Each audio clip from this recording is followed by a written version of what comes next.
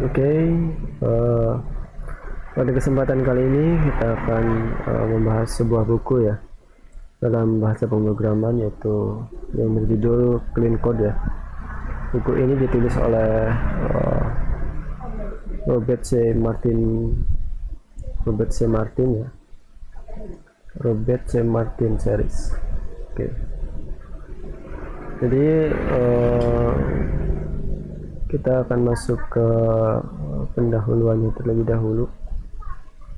Jadi buku ini ditulis oleh Robert C. Martin, yaitu adalah seorang software development juga.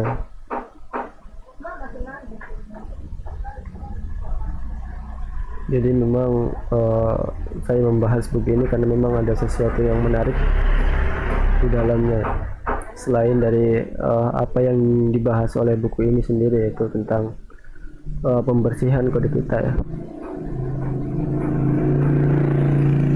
Oke, sebelum kita masuk ke pembahasannya, kita akan bahas terlebih dahulu ya, jadi mengapa buku ini dibuat dan tujuannya apa sih buku ini dibuat, dan fundamental atau prinsip-prinsip apa saja yang harus kita pahami dalam penulisan kode yang bersih ya.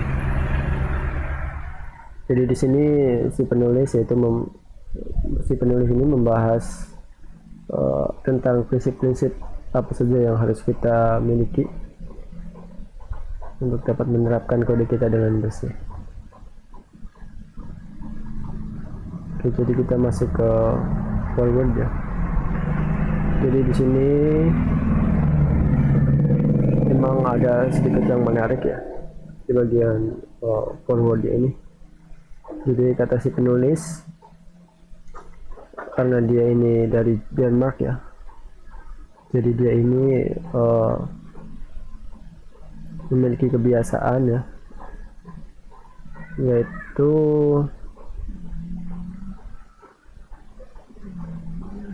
dia itu suka membaca hal-hal kecil ya.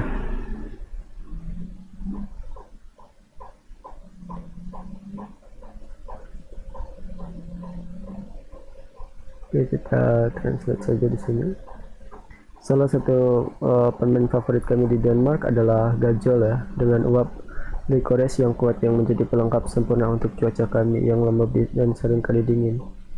Salah satu daya tarik gajol Toast Danis adalah kata-kata bijak dan celaka yang tercetak di tutup setiap kotaknya. Saya membeli 2 bungkus makanan lezat ini pagi ini dan mendapati bahwa ada tulisan gergaji Denmark kuno ini. Jadi tulisannya itu adalah ini ya, bahwa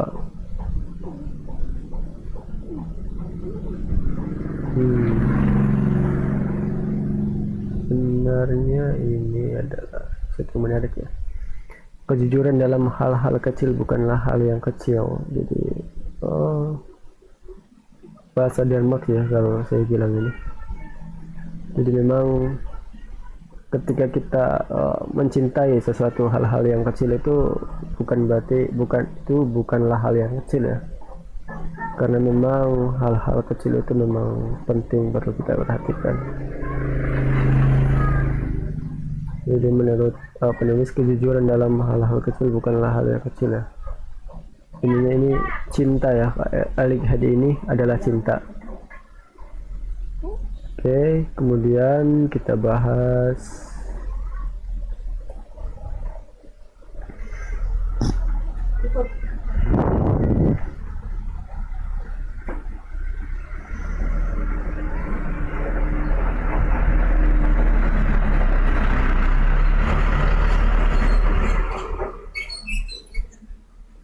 selanjutnya adalah cinta dalam hal-hal kecil bukanlah hal yang kecil ya. Itu adalah pertanda baik yang konsisten dengan apa yang ingin saya sampaikan di sini. Hal-hal yang kecil itu penting. Ini adalah buku tentang kepedulian yang rendah hati, yang nilainya tetap jauh dari hal-hal kecil.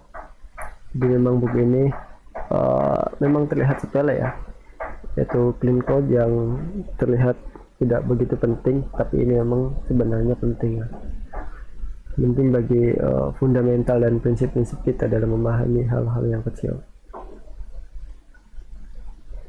Ini juga ada sebuah kutipan menarik ya,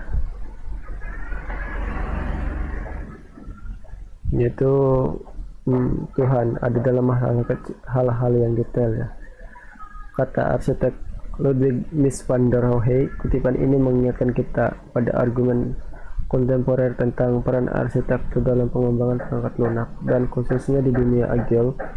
Bob dan saya kadang-kadang menemukan diri kami terlihat dalam dialog ini, dan ya, Mies van der Rohe sangat memperhatikan kegunaan dan bentuk-bentuk bangunan yang abadi yang mendasari arsitektur yang hebat. Di sisi lain, dia juga secara pribadi memilih setiap pagang pintu untuk setiap rumah yang ia rancang. Mengapa? Karena hal-hal kecil itu penting. Jadi di sini kita belajar ya bahwa memang hal-hal yang detail itu sangat-sangat penting,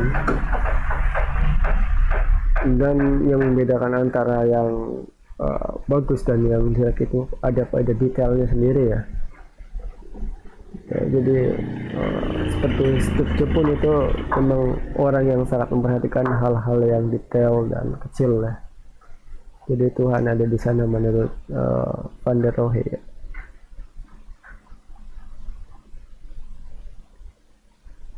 Oke, kemudian dalam perdebatan kami yang sedang berlangsung tentang VDD, Bob dan saya telah menemukan bahwa kami setuju bahwa arsitektur perangkat lunak memiliki tempat yang penting dalam pengembangan, meskipun kami mungkin memiliki pandangan yang berbeda tentang apa yang dimaksud dengan hal itu. Namun perdebatan seperti itu relatif tidak penting ya, karena kita tidak dapat menerima begitu saja bahwa para profesional yang bertanggung jawab memberikan waktu untuk berpikir dan merencanakan pada awal proyek.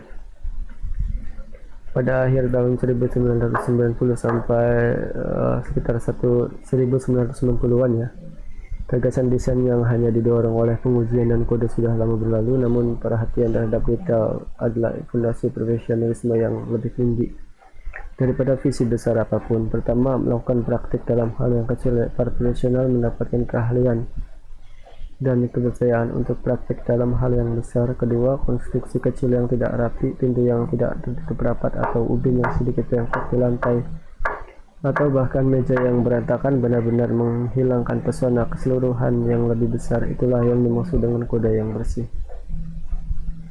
Jadi di sini penulis menekankan ya bahwa memang ada sedikit perdebatan memang antara beberapa kasus ya, tapi itu memang tidak terlalu penting, tapi untuk tujuannya sendiri sama ya, dimana memang hal-hal kecil ini bisa merusak pesona dari hal-hal besar yang kita punya. Salah satunya adalah gagang pintu yang rusak ataupun ubin yang sedikit bengkok. Oke.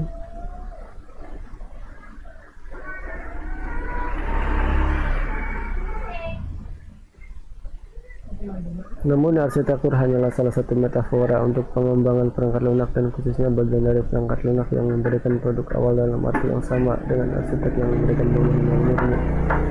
Pada masa Scrum dan Agile ini, fokusnya adalah dengan cepat membawa produk kita ke pasar. Jadi memang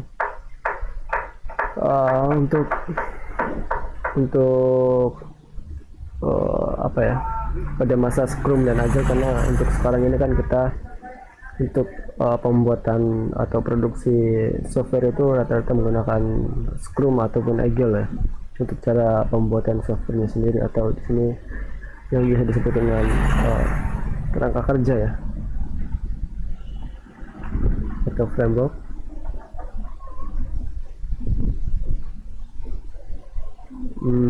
Terus kami ingin pabrik berjalan dengan kecepatan tinggi untuk menghasilkan perangkat lunak. Ini adalah pabrik manusia. Mikir, membuat kode yang bekerja dari backlog produk atau cerita pengguna untuk membuat produk metafora manufaktur tampak kuat dalam pemikiran tersebut. Aspek produksi dari manufaktur mobil Jepang dari dunia perakitan menginspirasi banyak hal dari Scrum. Oke.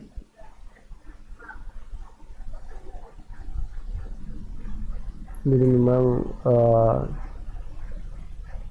banyak sekali ya yang akan dibahas. Jadi kita ambil pelajaran sampai di sini dulu ya, bahwa memang detail itu memang sangat penting. Jadi ada beberapa kasus di mana sebuah detail yang jelek itu akan merusak dari keseluruhan produk kita itu sendiri.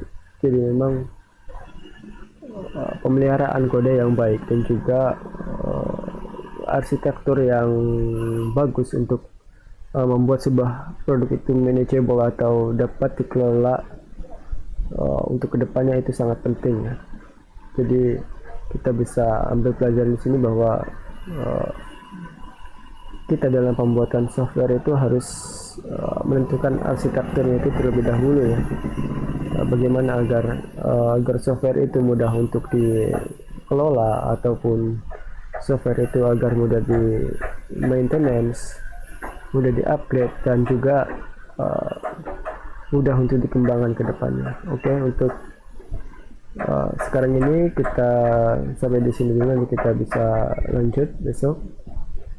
Kita resapi dan berpikir dulu ya, apa pelajaran yang bisa kita ambil dari kata-kata dari si penulis.